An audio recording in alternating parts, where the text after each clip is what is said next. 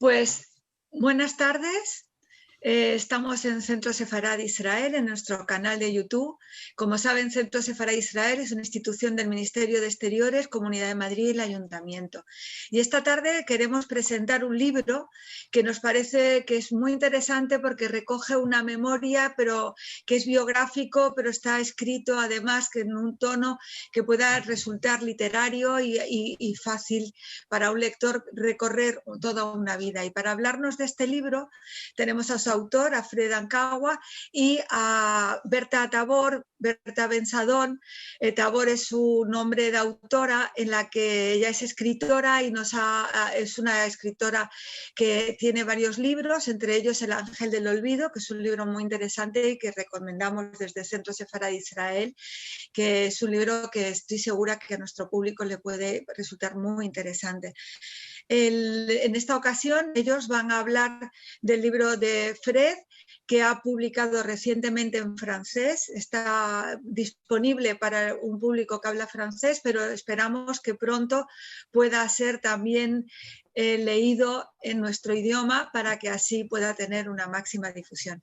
Así que os voy a dejar hablando a vosotros dos y sí que me gustaría, Fred, antes de nada, darte la bienvenida como autor y que nos cuentes si va a estar pronto este libro en español y cómo surgió la idea del libro. Muchísimas gracias a los dos por acompañarnos de nuevo y esperamos escucharos con mucho interés. Muchísimas gracias. Gracias, Esther. Gracias, Esther.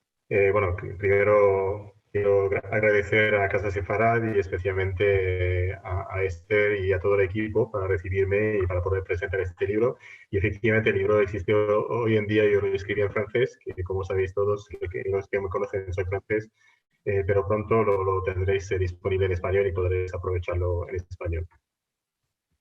Berta, te dejo. Quiero también aprovechar y dar las gracias a Berta, que ha hecho un trabajo estupendo por lo que he visto de prepararse para esta entrevista y es un honor para mí realmente que sea tú, Berta, que me entrevistes porque te aprecio mucho como persona, por supuesto, y también como autora, por supuesto.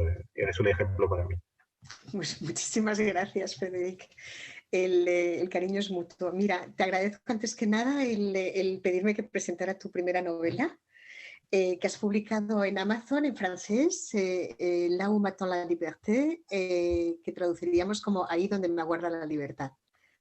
Frederic es ingeniero de formación, está casado y tiene 2 hijos. Vive en Madrid en la actualidad. La idea de este libro nace hace unos 20 años cuando estudia en París y oye a Hermann Lehrer, el marido de una prima de su madre, enviado del Keren Kayemet de Israel, narrar anécdotas vividas durante la Segunda Guerra Mundial. Frederic se reencuentra de nuevo en el año 1999 con este pariente cuando se instala a vivir en Israel con su mujer Mayan. Y ahí es cuando le dice a Hermann que si está dispuesto él a contarle la historia completa, él se compromete a escribir la novela. Y así comienza todo para sorpresa de la propia esposa de Hermann, que nunca había oído el relato completo. Hermann ya había hecho con anterioridad, como me contaste, Frederic, una serie de entrevistas para Yad Vashem, y tú tuviste acceso a esas entrevistas. Y a estas añadiste las que mantienes directamente con Frederic a lo largo del 2000 y 2001 y que se recogen en 25 horas de grabación.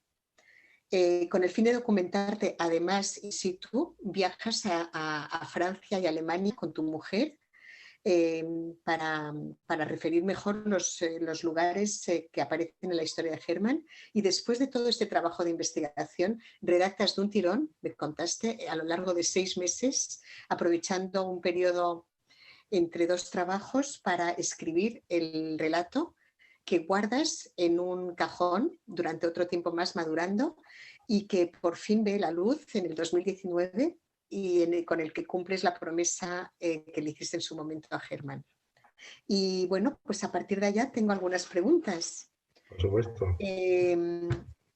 Esta novela muestra de una manera extraordinariamente minuciosa y apegada a la realidad el viaje hacia la libertad del joven judío alemán Hermann Lehrer. Narrada en clave autobiográfica, seguimos al niño narrador en su viaje a través de la Europa en guerra. ¿Por qué te parecía importante contar esta historia? Creo que es una historia de resiliencia, si se dice así, de una palabra un poco de moda, diremos, de una facultad de supervivencia, una persona que ha pasado momentos muy duros, traumas durante la guerra, como muchas personas en aquella época. Y esta persona ha pasado de ser un niño, que toda la historia empieza cuando su madre fallece, todavía vive en Alemania, tiene 6 años, y poco a poco ves que su vida parece que va hacia abajo, ¿no? Entonces, bueno, su padre es muy pobre, sus abuelos le ponen en un orfanato en Frankfurt, y bueno, ahí vive una vida en la Alemania nazi, ¿no? De los años 30. Y poco a poco ve, bueno, cómo monta el nazismo, cómo sufre de este antisemitismo permanente por toda la población alemana en aquella época. Eh, y luego llega la guerra, le envían a Francia para intentar escapar de la trampa nazi. Y yo creo que durante todo este periodo que pasa desde la niñez hasta la adolescencia y hasta que al final del libro llega finalmente a Israel, pasa por momentos muy duros. Incluso cuando él me contó la historia, tú dijiste efectivamente que hasta su mujer no sabía algunas de las anécdotas que me contó en la historia. Y él se puso a llorar, ¿no? De haber sacado todo esto. Era como para él, yo creo, un tipo de sesión psicológica, ¿no? Un poco que podía sacar todo hacia afuera. Yo creo que lo que es interesante contar en esta historia es que la gente que hoy en día vive, yo diría, en una vida que es bastante cómoda, todos tenemos nuestros problemas, pero no nos damos cuenta de lo que son realmente los problemas. Para nosotros un problema es que si mi coche no va o lo tengo que poner al taller o he perdido 5.000 euros en este negocio, no sé qué. Pero ahí se trata de un niño que desde los 6 años hasta los 15, 16, durante 10 años de su vida, lo más importante de su juventud, solo vive desgracias prácticamente. Sin embargo, él ha sobrevivido a esto, ha superado todo esto, siempre ha creído en lo que llamaba él su buena estrella, nunca ha perdido fe en su futuro, ¿no? Él siempre sabía que tenía un futuro, siempre también hubiera podido, como lo cuento en el libro, convertirse al catolicismo y acabar con toda esta pesadilla, pero siempre se ha quedado pegado al judaísmo. Yo creo que no solo para la juventud judía de hoy en día, pero también para los adultos, nos da una lección de vida que realmente relativizar un poco los problemas que podemos tener hoy en día y decir que gente así, cuando pasan este tipo de experiencias muy difíciles, pues la superan y lo tenemos todos nosotros dentro, pero hay que sacarlo hacia afuera. A mí lo que me pareció, realmente decir que tendría a tu juicio además ya no solo un papel a nivel de memoria, que ya de por sí es importante, sino también a nivel educativo, es decir, de aprender de enseñar lo que realmente significa tener que sobrevivir los problemas que son problemas de verdad. A mí me parece muy interesante en esta dureza de vida, y cuando él se refiere a su buena estrella, también intervienen otros factores en esta historia. Es decir, su supervivencia se debe no solo a lo que él llama su buena estrella, con un optimismo absolutamente apabullante, sino que también está toda esta red de esta organización dedicada a salvar niños judíos en Europa. Efectivamente. Esporádicamente a lo largo del relato. Sí, este organismo que se llama la OSDE, en francés, Œuvre au Secours Enfant, que se podría traducir como una organización de apoyo y de apoyo a los niños. Es una organización que nace en la Rusia de los zares al principio del siglo XX para apoyar justamente a los judíos que, como sabemos todos, estaban en una situación muy, muy complicada ahí en la Rusia de los zares, incluso luego después de la revolución también.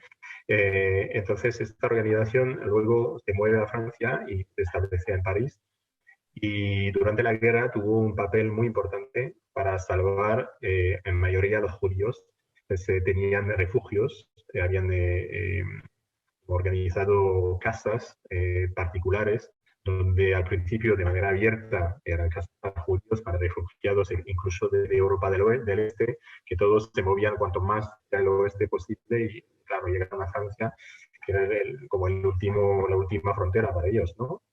Todos estos judíos polacos, alemanes, húngaros y todos llegaron aquí a Francia y ahí estaban estas casas, ¿no? Que estaban dedicadas a cuidar de los refugiados. Y luego, cuando empezaron a pasar todas las leyes antisemitas del gobierno de Vichy, que era, como sabéis, un gobierno colaboracionista con la Alemania nazi, y además cuando los nazis invaden a toda Francia, porque al principio, si recordáis, los alemanes invadieron solo el norte de Francia y había como una zona franca en el sur. Pero luego, cuando los aliados invaden el norte de África, pues los alemanes invaden a toda Francia. Y entonces ahí deciden pasar a la clandestinidad totalmente y bueno, intentan colocar todo esto en familias o familias católicas o en conventos de monjas o de curas y para poder, digamos, salvar la vida de estos. Y han tenido siempre un papel muy importante de estar así en la sombra, ¿no? En esta época negra. Y era como lo que llamaba Herman, como unos ángeles de la guardia, ¿no? Un poco ahí detrás. Él como niño no sentía que estaban realmente ahí. En el relato a veces tenemos la sensación de que él está solo. Y realmente está solo, pero no sabemos... Hay periodos en los que sí que está solo completamente. Totalmente, pero... Donde recorre Francia de granja en granja hasta que no llega a la otra ciudad donde vuelven otra vez la red a estar pendiente de él, está solo. Está solo, efectivamente, pero recuerda que eso es la historia como me lo contó él sí. Cuando tenía 70 y pico años, con la mente de un niño de 10, 12, 15 años cuando estaba durante la guerra, ¿no? Y entonces... No sé exactamente, no podemos saber, nunca él mismo no podía saber exactamente cuál es la verdad. Me contó una historia vieja de hace 60 años para él. Y además con una mentalidad de niño, él no podía realmente realizar. Si Perdona, aquí te interrumpo, así que es una cosa que sí que me llamó mucho la atención. Sí. Hay veces en que tienes relatos de la guerra y tienes una sensación de que ya es el adulto contando la historia. Aquí, sin embargo, tienes realmente la sensación del niño. El niño está omnipresente y es su voz la que estamos viendo, es su visión a través de sus ojos. ¿Eso fue totalmente intencionado o también te ayudó el hecho de que a lo mejor percibiste en el propio Herman al niño todavía intacto? Es decir, hay una sensación aquí de una realidad sin el filtro de la sabiduría que puede haber llegado después con los años, de una visión de haber digerido los hechos de una cierta forma. Aquí no, aquí se percibe la cólera, se percibe el enfado, se percibe todo con casi intacto. Sí, tienes razón. Yo creo que, por supuesto, como cuando me lo contó él, era un adulto ya mayor, como dije, que tenía ya más de 70 años, pero el que habla realmente es el adulto, pero dentro es el niño.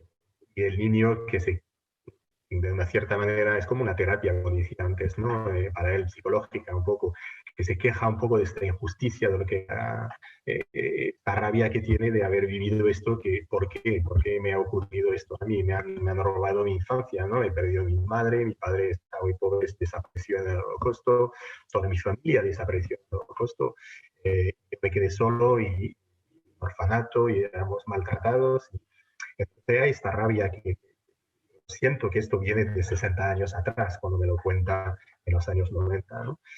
Y entonces yo creo que como a nivel de la memoria es difícil saber, especialmente en épocas traumáticas, cuál es la verdad, cuál es la mezcla que puede hacer con experiencia de otras personas, de cosas que había podido leer, como lo dice Boris Cyrulnik, un psicólogo francés bastante conocido, que ha vivido también como Herman escondido en la guerra en Francia.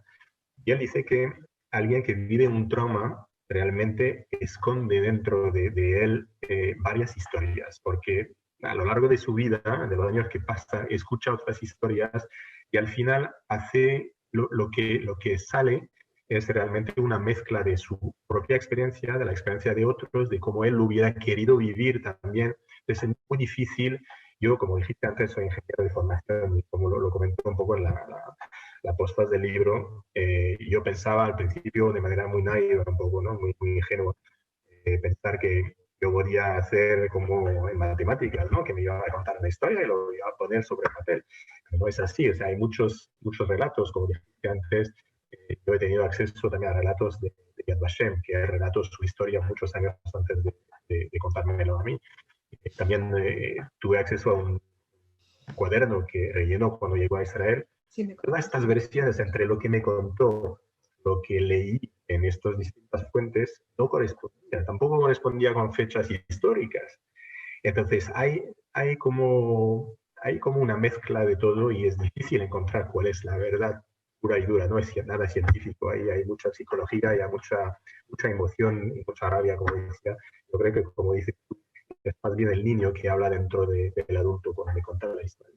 ¿Cierto? Sí, el niño está preservado, se nota como que como una cápsula que se ha abierto, es decir, probablemente para ti.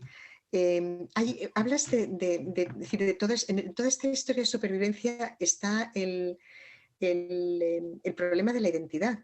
Es decir, es un niño que vive desde el inicio entre dos identidades. En la propia Alemania por una parte está su padre, de una clase más humilde de origen polaco, por otra parte con una liturgia mucho más, cuando habla de los fines de semana con él en la sinagoga, están comiendo bocadillos, charlando en la sinagoga. Está por otra parte la familia alemana, por parte de la madre, que ya son como los herederos de la escala y de una cierta asimilación alemana, donde está con sombrero de copa el oficiante, donde hay toda una especie como de liturgia más parecida a la cristiana, que por cierto ejerce a lo largo de toda tu historia un encanto especial con él, en el que se parecen aunarse la fascinación inicial que tiene el niño por esa liturgia más sofisticada de judío alemán asimilado y la cristiana con toda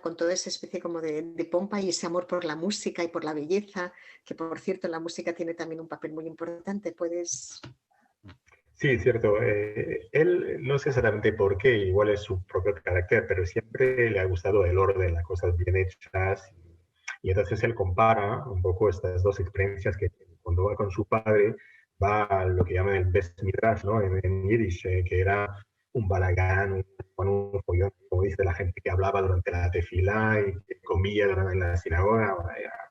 Y esto a él, o sea, estaba asombrado, ¿no? De esto. Y cuando iba a la sinagoga, la große Synagoge, como dicen en alemán en Hochdeutsch, ¿no? El alemán puro y duro, ahí estaban los órganos, la música, la gente bien vestida, y eso siempre le ha fascinado, Y cuando llega a Francia, luego trae lo que se esconde como lo vemos, y se hace pasar por un niño cristiano, ¿no? Protestante realmente.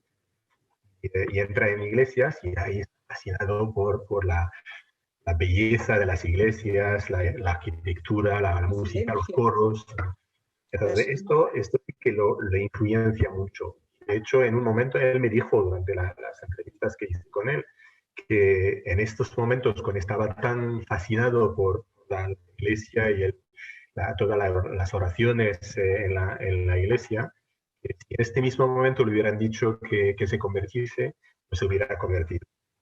Entonces, hay momentos efectivamente de debilidad, ¿no? Que es natural. Cuando te encuentras solo y ya no tienes otra opción y ves que te persiguen porque eres judío, pues sería más fácil dar el paso, convertirse y ya se olvida de todo, ¿no? Pero él, a pesar de esto, pues ha guardado fe en su futuro y en su religión, que es algo importante. Y hablaste del tema de la música.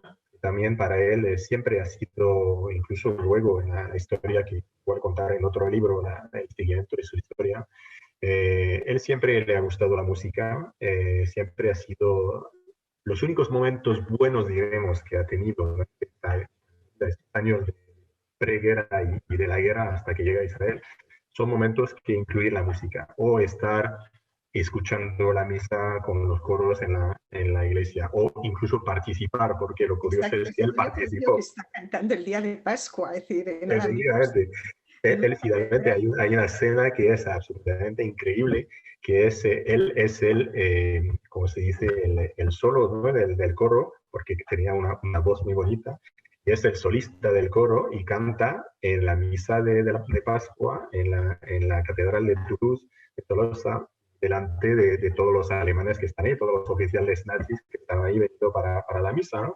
Y entonces, claro, tú ves este niño judío, que nadie, por supuesto, sabe que es judío, que está cantando como solista en la iglesia delante de todos los alemanes. Y todos los momentos buenos se compra incluso cuando había restricciones de comida. Él vendía sus trocitos de pan a sus amigos para recoger un poco de dinero para comprarse una flauta, porque esto la escondaba debajo de su almohada, porque era su tesoro, ¿no? Y entonces él podía tocar la flauta y para él era ir en otro mundo. Siempre que escuchaba música o que tocaba la música, que sacaba un poco de este izquierdo en el cual vivía para vivir otro mundo. Ese joven que además está tan confundido que ya no sabe ni quién es cuando finalmente consigue pasar la frontera de los Pirineos, ¿verdad? Es decir, que le Sí, preguntan su nombre y ya no sabe si es Herman, Armand, no saben.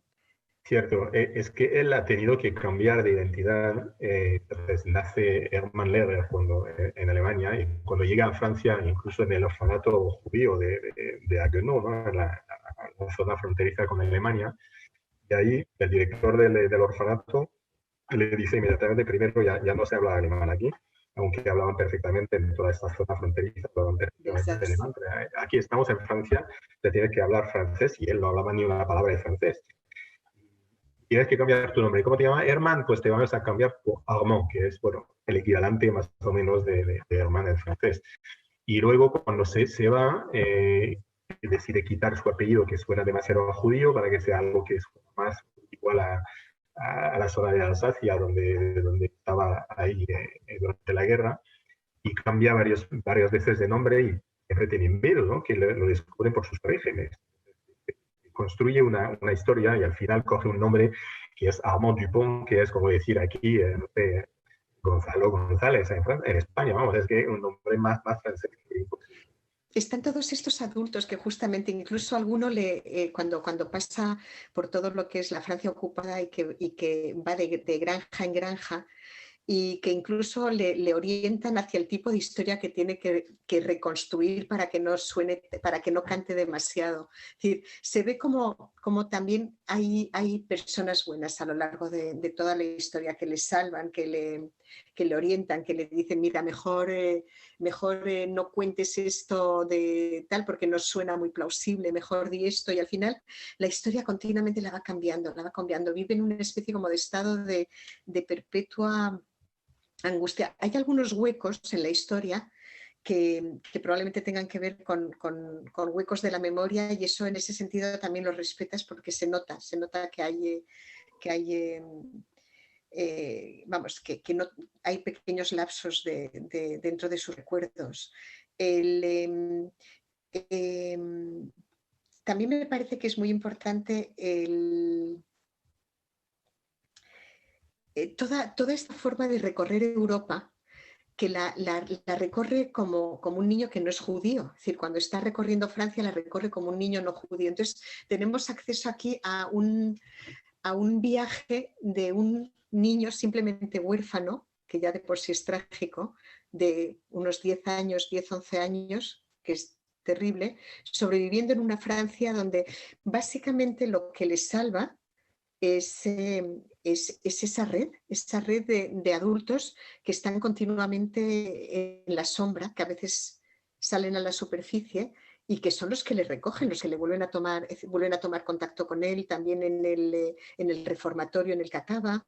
Es decir, hay siempre hay, le pescan, le repescan, es como que parece que se está hundiendo y le vuelven a sacar a la superficie. Sí, hay siempre la figura de la señora André Salomó, que es conocida y que ha salvado miles de judíos durante la guerra, que luego se movió a Israel después de la guerra y creo que incluso plantaron ¿cómo se dice? Un bosque a su nombre, con árboles, con otros que han salvado. Esta persona ha sido realmente uno de sus ángeles de la guardia, siempre por ahí detrás de él, y siempre tiene un cariño, es un poco la madre que nunca ha tenido, que habla alemán con él, porque ella es de original de Alsacia también, se habla alemán, que le protege, que siempre está ahí, que hablando con una voz súper dulce. Y para él yo creo que es realmente la figura de la madre que ha perdido muy joven. Y es cierto que hay muchas otras personas detrás que también se ocupan de él, excepto durante este periodo de tiempo, como decíamos, que él se queda solo, decide por varias razones. Realmente cuando llegan las redadas, ¿no?, de la policía francesa que colaboraba con los nazis, la misma policía francesa iba a hacer redadas dentro de los refugios, ¿no? Él se escapa de uno de ellos y decide a partir de este momento que no puede quedarse en un refugio o abiertamente judío, tiene que irse por sí mismo, ¿no? Entonces se escapa y va y se busca la vida solo y ya empieza su andadura un poco aventurera, ¿no? Que va, como dices, de granja en granja, haciendo todo tipo de trabajos para sobrevivir, poder comer y poder sobrevivir durante la guerra y escondiendo su identidad. Difícil de atarse a gente, hay que tener cuidado siempre con los amigos, también empieza a ser adolescente, hay alguna historia con una chica joven que se enamora de él, pero él tiene miedo porque no quiere que se descubra su identidad, por supuesto, así que todo esto hace que se queda realmente muy solo, se siente muy solo, aunque no lo perciba, probablemente esta organización está detrás de él y lo está supervisando desde lejos, hasta que llegue al reformatorio, como dices, y ahí es el momento clave, ¿no?, donde le van realmente a atacar a España. Está entrelazada la historia, su historia personal, con la historia con mayúscula de lo que ocurre durante la guerra. Es decir, así vemos en Alemania la noche de los cristales rotos y cómo atacan el orfanato. También vemos después en una granja cómo está el granjero que pertenece a la resistencia, escuchando con una especie como de radio muy primitiva, intentando oír emisiones de Francia Libre en Londres. Están las ayudas de la resistencia a esta organización judía, que al mismo tiempo tiene algún tipo de conexión en el reformatorio, porque básicamente le están empujando a salir. Es decir, se ve, es decir, lo que está bien es que también aparece la historia fuera de su historia personal de supervivencia. Es cierto, hay varios personajes históricos que aparecen en el libro, que son personajes reales, como pueden ser, por ejemplo, el arzobispo Talier, que era arzobispo yo creo que en Toulouse, y él ayudó bastante, y se salió luego que él estaba en relación con las redes de resistencia para salvar judíos. Y él, incluso abiertamente, aunque el cristianismo oficial tenía una posición un poco ambigua durante la guerra, hasta el propio Papa, ¿no? Pero este arzobispo, él sí que tuvo un papel abiertamente pro-judío, si se puede decir así. Siempre dijo que los judíos eran nuestros hermanos, incluso nuestros hermanos mayores, y que eran hombres como nosotros y que hay que respetarles. Y esta reunión que tiene con él en la iglesia de la Catedral de Toulouse justamente es un punto importante también de la historia. Yo creo que hay que reconocer que no había solo colaboracionistas, y había gente de bien, gente que ayudó de manera totalmente desinteresada, y somos famosos justos entre las naciones que reconocemos, señor Bashem. Esa es la parte que emociona.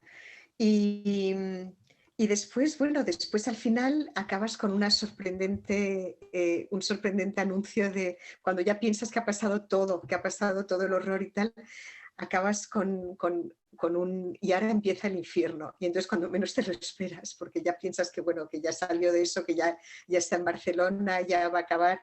Entonces, ¿qué hay de esa segunda parte que estás Sí, ¿no? cuando digo que Herman me contó toda la historia, me contó realmente toda la historia de su vida prácticamente, que no se acaba cuando tenía 16 años y llegó a Israel, que no era Israel, estamos hablando de del año 44, será todavía la Palestina del mandato británico. Pero luego él tuvo que vivir otra historia cuando llegó ahí, especialmente vivió la guerra de independencia, vivió el establecimiento de pueblos en el Negev, de kibbutz, de trabajo muy difícil. Pero a pesar de esto, lo que vivió muy difícil era una enfermedad que contrató cuando llegó a Israel, que casi acabó con su vida y que le hizo sufrir durante más de 20 años. Y él, esos son sus propias palabras, realmente. Hay varias personas que me dijeron que estaban sorprendidas a ver esta última palabra del libro, que dice que la última frase que dice, pero bueno, justo ya está llegando y pensamos que se acabó todo su sufrimiento y ya cómo llega al infierno, ¿no? Y es un poco el aspecto literario, ¿no? que he querido poner ahí, pero que introduce, espero que voy a poder escribir el segundo libro, que cuenta esa historia en Israel y todo lo que después enseñar que lo ha pasado de manera muy difícil. Estas son sus propias palabras, realmente lo más difícil, dice, esto con ya madurez, ¿no? Con un hombre de 70 años, me dice, cuando lo pienso ahora, todo lo que he vivido durante la guerra no era tan difícil como vivir la enfermedad. Que cuando tú vives, eres un niño, al final no te das cuenta, tú sufres mucho, bueno, sobrevives a todo esto y al final todo pasa. Pero cuando eres enfermo, es lo más difícil. Tenía una enfermedad que contaré en la segunda parte, que va bastante difícil y le llevó 20 años y dice que ahí tú no eres nadie. O sea, tú no puedes trabajar, tú no puedes vivir una vida normal, tú tienes niños, tienes que darles de comer y no puedes. O sea, él ha sufrido mucho más de esta enfermedad de lo que todas las privaciones que ha podido sufrir durante la guerra, del hambre o del miedo, porque todo eso pasa, pero la enfermedad sí que realmente dura más, tiene más impacto. Me gustaría ver alguna cosita más que me gustaría... bueno, también hablas del despertar sexual de este niño, de este joven que pasa a la adolescencia y de una forma muy bonita en una granja en la que le reciben. Lo que sí también se ve la dureza de la vida de los campesinos franceses y además encima durante la guerra. ¿Puedes contar un poquito por qué introdujiste estos o cómo surgió también el poner toda esta parte un poquito más poética dentro de este relato? Es decir, ¿Te refieres a sus experiencias sexuales o al hecho de vivir en la granja con todas las experiencias de granjero? No me refiero Ambos son poéticos, depende de colores. a ese enamoramiento de pronto. Hay un poquito de belleza en toda esta historia. Sí. Bueno, él siempre le gustó mucho, diremos, a posteriori, ¿no? Como le cuenta, me dice que siempre tenía mucho cariño a estos recuerdos que dentro de lo que cabe de la guerra eran los momentos, diremos, más dulces de esta vida, si podemos decir dulces, ¿no? Que era más o menos tranquilo, estaba muy enamorado de esta vaca, que iba a pasear con la vaca en los caminos, ¿no? Y cada vez más lejos porque no había demasiado hierba en el camino y iba cada vez más lejos. Y tenía también los dueños de la granja tenían un perrito y estaba muy cariñoso con el perrito, ¿no? Se lo tomaba con él y tal. Le daba mucho asco, por ejemplo, cuando estos granjeros tenían que matar el cerdo, que era un gran evento, ¿no? Entonces, ahí esto es algo que, bueno, matar un animal para él era algo muy duro y además se describe de manera muy gráfica, ¿no? He tenido que hacer muchos estudios para hacerlo, pero por supuesto yo no sabía cómo se mataba un cerdo, ¿no? Y toda esa experiencia realmente de la granja, cuando también testimonia la muerte de uno de los granjeros, de los vecinos ahí con el cura, que tiene que ir de ayudante con el cura. Todas estas experiencias yo creo que han dejado un sentimiento que siempre le ha gustado luego, cuando era mayor, estar en el campo, estar en la naturaleza, yo creo que esto fue un buen recuerdo para él y esta parte poética, yo creo que lo salió también cuando me lo contó, que era tenía mucho cariño a esta época. Sí, se nota como un pequeño momento de tranquilidad, donde al menos no pasa hambre, donde al menos tiene contactos con animales, que durante esta época parece quizás bastante más amable que el entorno supuestamente humano. Es decir, pues alguna cosa así más que te gustaría desarrollar, a lo mejor este encuentro con Luis Tigert, que Sí, pues Luis Tigert, para los que no lo conocen, era un cardenal francés que murió hace unos años, que era de origen judío y que tenía la misma origen que Hermann, que era polaco de origen. Su familia se mudó a Francia y mientras su madre se quedó en París en una tienda de ropa. Su madre se quedó en París atendiendo a la tienda y él se mudó con su padre a Orleans, del centro de Francia, y su madre pues se fue arrestada por los nazis y deportada, y él decidió un día convertirse, entró en una iglesia en Orleans y ahí bueno, quedó un poco como hermano, ¿no? Sí, asombrado por la belleza de la iglesia y tal, y decidió él convertirse, pero mantengo un nombre judío, se llamaba Jean-Marie Aaron Lustiger. Entonces, y siempre insistió en guardar este nombre Aarón. Y ha sido un personaje que siempre ha hecho mucho para el enlace entre las comunidades judías y cristianas. Fue muy escuchado por el Papa Juan Pablo II, que hizo mucho para el acercamiento, ¿no?, entre las comunidades judías y cristianas. Y cuando yo un día me contó Hermann, cuando hablábamos de las iglesias y de la atracción que tenía, ¿no?, hacia esta maravilla de música y todo las misas y todo, él me dijo, yo pude entender a los que se había convertido. Ahí me dijo, este día me dijo, si a mí me hubieran dicho en este momento que estaba ahí con la luz de la iglesia y con la música y todo, conviértete, yo me hubiera convertido. Y dijo, yo lo puedo entender. Entonces yo me interesé un poco al personaje de Lustiger, leí una biografía suya y descubrí que estaba él un poco mayor, tenía no sé, 3 o 4 años más que Hermann, y estaba como madrid, ¿no? No sé cómo se dice, como madrid de un grupo de jóvenes muy cerca de la zona donde vivía Hermann. Y aunque nunca se han encontrado, entonces esto es una de las cosas que cuento luego al final del libro, pero yo me he inventado esta cosa porque me ha parecido bonito y muy tentador. que se encuentren estos dos judíos de origen polacos, perdidos los dos en Francia, y cada uno ha decidido tomar un camino distinto. Uno ha decidido pues, tomar el camino de convertirse, y, bueno, de venir lo que ha sido el cardenal Lustiger, y el otro ha decidido guardar su fe y mantenerse en el mundo judío. Pero el paralelismo y también la cercanía geográfica me ha dicho que esto es demasiado circunstancial y así voy a inventar un poco de invento este encuentro entre ellos en la iglesia. Pues muy bien, yo no sé si quieres desarrollar alguna otra cosa más. A mí me parece que hemos cubierto bastante para que todavía la gente siga con ganas de querer leerlo, porque si lo seguimos contando todo ya... No, hay muchas anécdotas. Lo que quería decir para acabar, si quieres, es que yo las ganas que tuve de escribir este libro fue a la raíz de que cuando en casa de mi abuela, de Juana Lebaja, cuando vivía yo en París, y él estaba en París porque él era ya de mayor en los años 90, como responsable del Kerem de Israel, del Fondo Nacional Judío a Francia.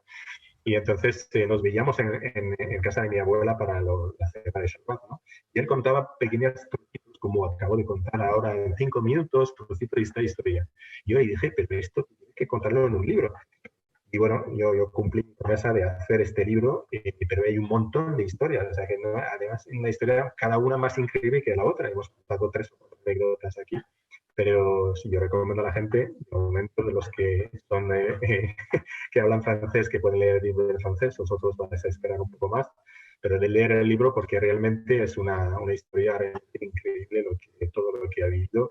y sobre todo, como te digo, yo creo que es una lección, especialmente para los jóvenes, pero también para nosotros los adultos, que se puede realmente sobrevivir y pasar pruebas muy difíciles en la vida, superarlas y bueno, pues toda esta fuerza interna solo hay que sacarla fuera. Este libro yo creo que da un buen ejemplo para hacerlo. Desde luego que sí. Te Pues agradezco mucho, Berta, de todo tu preparación para esta entrevista, que de con verdad ha mucho sido un gusto. placer.